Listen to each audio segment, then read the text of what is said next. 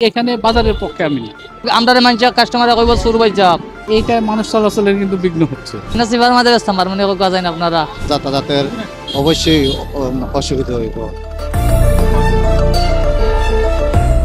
সিলেটের ঐতিহ্যবাহী কেন্দ্রিজ, যা শহরের সৌন্দর্যের প্রতীক ও যোগাযোগের গুরুত্বপূর্ণ মাধ্যম, তা এখন হকারদের দখলে। ব্রিজের উপর বসা হকারদের কারণে পথচারীদের চলাচলে বাধা সৃষ্টি হচ্ছে। পথচারীদের মতে এই ব্রিজ সিলেটের গর্ব, কিন্তু হকারদের কারণে এর সৌন্দর্য নষ্ট হচ্ছে।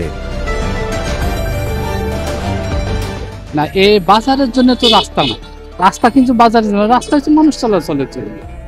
সরকার তাদের পুনর্বাসন করুক, যেমন ওই যে সিটি কর্পোরেশনের পিছিয়ে করে দিয়েছে, বাজার তো ওখানে বসতে পারে। কাস্টমার ওই যে যখন কিন্তু এখানে ছিল না, যখন সিটি কর্পোরেশনের পিছনে ছিল, আমি নিজেও মার্কেট করতে এখন এখানে পাওয়া যাচ্ছে, এখন কিনছি, তখন কিন্তু মানুষ ওখানেই যাবে। আমি নিজেও গেছি সিটি কর্পোরেশনের মার্কেটে, সবজি কিনতে গেছি, রাস্তায় যানজট ছিল না। সম্পূর্ণর উপর দেওয়া হয়েছে মানুষ যাতায়াতের লাগে। এখন তো যেমন ওর দুই পাশে বাজারের মতো দোকান বই যায়, দুই পাশে তো অবশ্যই আমরা আওয়া যাওয়ার যাতায়াতের অবশ্যই অসুবিধা হইব।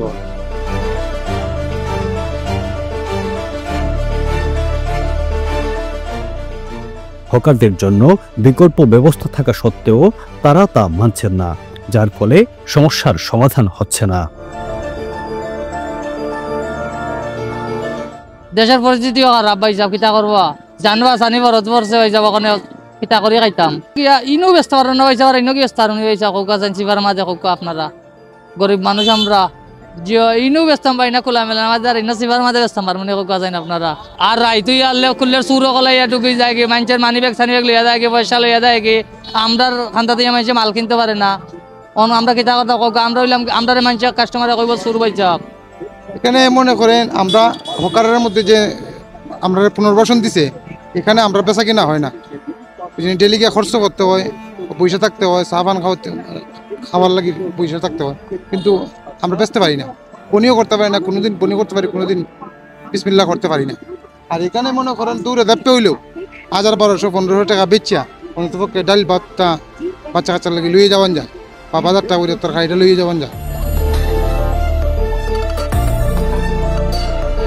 সিলেটের ঐতিহ্য ও কেন্দ্রিজের সৌন্দর্য রক্ষা করতে দ্রুত পদক্ষেপ গ্রহণ করা প্রয়োজন বলে মনে করছেন সচেতন মহল। Abul Hasnat, UVL TV, Sylhet.